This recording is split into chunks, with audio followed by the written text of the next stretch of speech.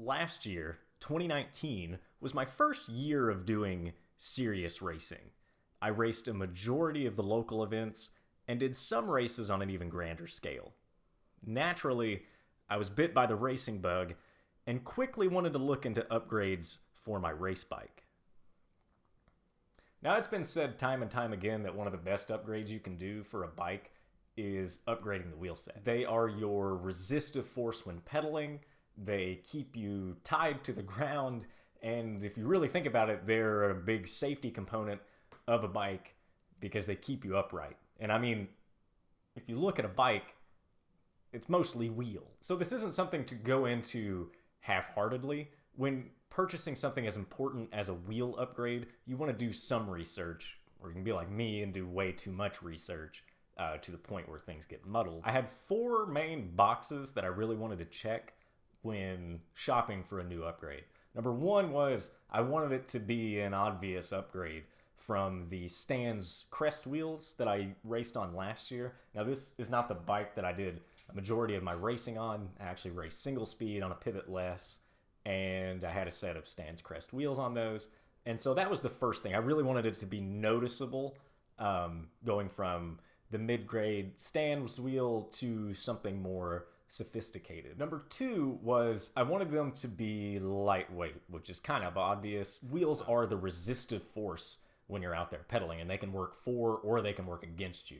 A lighter wheel set means that you have less turning weight and the bike is lighter overall, which helps save watts and you go faster and can help you climb faster and all that jazz. Number 3 was something that kind of is a double-edged sword with the whole lightweight thing. Is I wanted wheels that were going to be tough and reliable, something that I could go out and ride on and not worry about folding them or cracking them or killing myself because I wanted to save a few grams. And the final box, which is probably the hardest box to check depending upon who you are and what kind of cyclist you are, and how much you care, is budget friendly. Now, I'm a pretty budget conscious cyclist. I wore the same shoes for like 3 years, and I use tires to the very limit of their lives. So I buy something with the intent of using it forever, and I buy it with the thought that it's not gonna bankrupt me because I need to eat. I spent many hours flipping between carbon rims and DT Swiss hubs with alloy rims or Hope Tech hubs or i9 Hydra hubs. And I mean, I just kept going back and forth. And what would this build cost? And how much does this weigh? And how durable is this? What do the reviews say on this? And it all got really confusing. And eventually, after weighing all of those options, I found the wheel set for me, the i9 Ultralite 235s.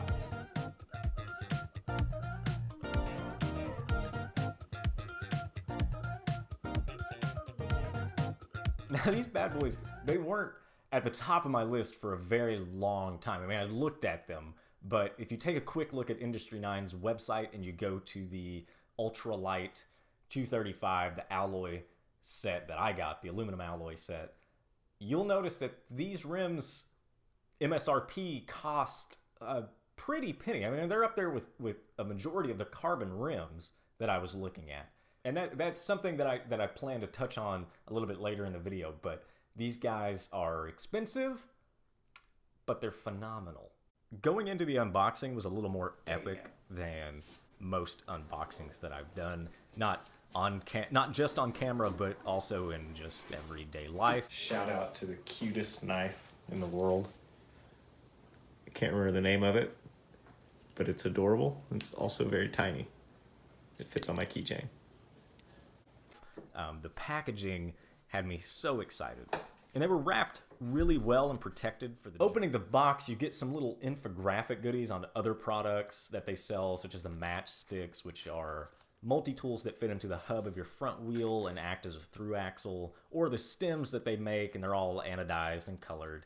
You get some stickers, which people are pretty big on, not me particularly, but if you're into that, you get some stickers, your warranty cards, and all that jazz. And major props to them for putting advertising for their own products in a box of something that I already purchased, which some people might get annoyed with, but honestly, major props to them for putting the price of each item on there. I didn't have to go dig on the website. If I was curious, it's all right there, and different specifications on those items and everything. Next in the box are 2 additional spokes if things were to get real gnarly. They have an internal integrated nipple for adjustment, which is different from a wheel like this that has an external nipple where you would use a spoke wrench on the outside to tighten and loosen a spoke. And that kind of gets a knock from me. I don't like the internal integrated systems with the nipples or the spokes because sometimes they take a proprietary tool and you have to take tubeless tape off if you break a spoke to rerun everything. And it's just a hassle. I mean, it's not a deal breaker for me. It's just one of those annoying things. Other than that, the only thing left in the box were the wheels. The wheels are ready to be converted tubeless right out of the box. They have the rim tape and the valve stem already in place. And pulling these guys out was the most exciting part for me.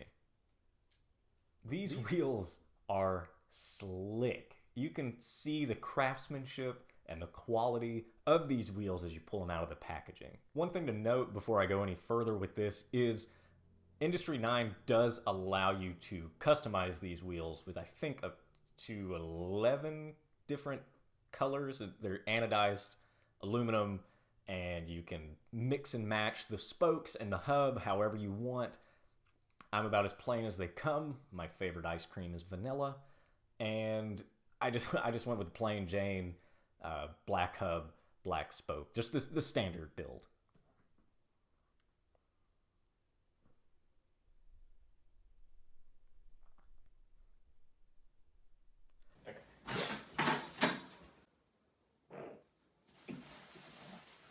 These are the 29er rims, and as I said, the black hubs with the black spokes, a 24-hole hub, and I went with the 6-bolt brakes because that's what all of my other bikes have, and that's just what I had lying around.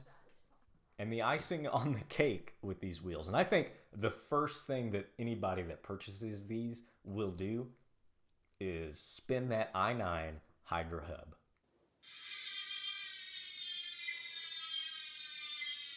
These hubs were a big contributing factor as to why I got these wheels. In my research, I had looked at a variety of different wheels, and I loved the i9 Hydra hub, and I had seen it in person and kind of pedaled around on a friend's bike, and I knew that that's what I wanted to get. Now, I didn't necessarily go into it knowing that I was going to get an i9 wheel, but I knew whatever I was getting into was going to have that Hydra laced up to it. And some of you may be wondering why, why the Hydra hub? What makes it better than a DT Swiss hub or a Hope Tech hub? And it comes down to how it's built and engineered. The Hydra boasts a 690 points of engagement design, which, according to their website, equals an engagement every 0.52 degrees of a free hub stroke.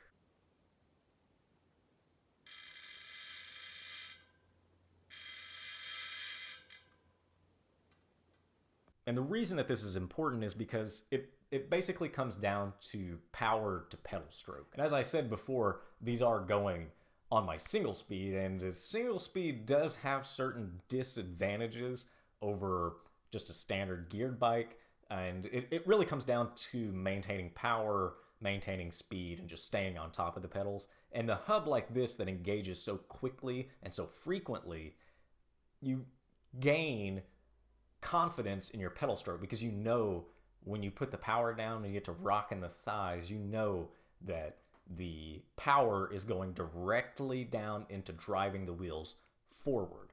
And some other added benefits is you have more control over if you're going through a techie section of roots or rocks or whatever and you don't want to do the full pedal stroke to get through it, you can kind of half engage, and with each half stroke you're getting more engagement and it instantly engages. Whereas a hub such as the Stan's Neo, it takes a little bit. It takes a little bit of time to engage, whereas with the Hydra, it's instantaneous. One detail that might confuse some people is the fact that one of my criteria, one of the boxes I really wanted to check off was lightweight, but I went with an aluminum alloy wheel over a carbon rim. The thing is, these wheels weigh less than most carbon rims that I have seen, only being beaten by i9's own ultralight carbon, Stan's, Valor's, and a handful of other wheels. The front wheel with no tire or brake rotor weighed in at 685 grams, or 1.5 pounds, and the rear, set up the same way, weighed in at 825 grams, or 1.8 pounds.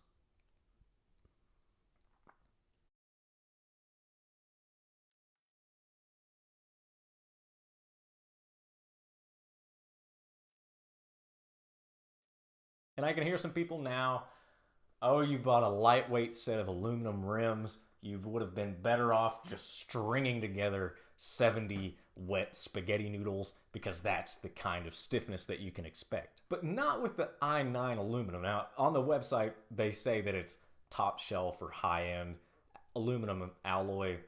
Take that for what you will. But these wheels are incredibly stiff for an aluminum set of wheels. I mean, they are on par with carbon rims, but not so much to where you're having compromises. Like, these wheels aren't gonna beat you to death on a rocky section. There's just enough compliance in there to really give a level of comfort that you don't really find with a stiff carbon rim, but they're also much stiffer than, say, a Stan's Arch or a Stan's Crest wheel. The one knock I do have to give this product, and this is just me, like I said, you spend your money how you want to, but these don't come cheap. Industry 9 products are handmade in Asheville, North Carolina, and naturally the prices are higher to reflect that labor. But that is a labor of love. As I said, just looking at these wheels is marvelous, let alone holding them. I mean, you can feel the dedication and craftsmanship in these wheels.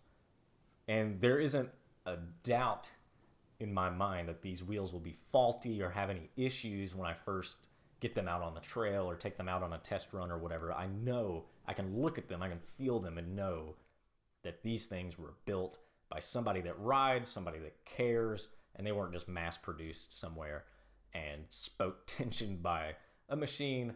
They're going to do the job very well. I can also rest assured that this company will have my back as a consumer of their products. Now, this is the first i9 set of wheels that I have owned. It's the first i9 product that I have owned. But I have heard stories of friends that have destroyed rims or had problems with hubs or bearings or spokes or whatever. And i9 has been there to mitigate any problems, no hassle, with some of the friendliest customer service, which again is something that you pay for. It's in the price, and you get that added comfort of knowing that warranty claims and issues with the wheels will be taken care of. They are the highest of high quality, and you pay a premium for that.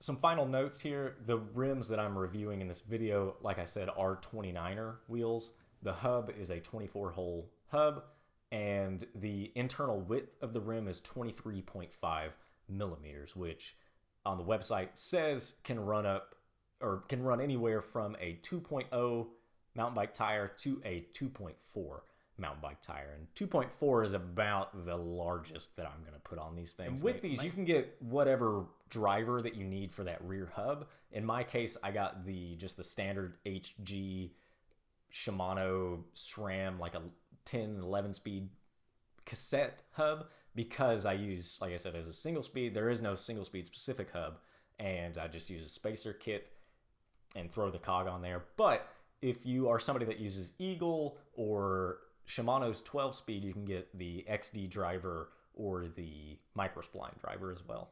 All in all, these wheels won't be for everyone. Again, it comes down to how you, as a bike customer, as a bike rider, want to spend your money. If you would rather spend that money on some carbon rims with some different hubs and get carbon for about the same price as these aluminum wheels, more power to you.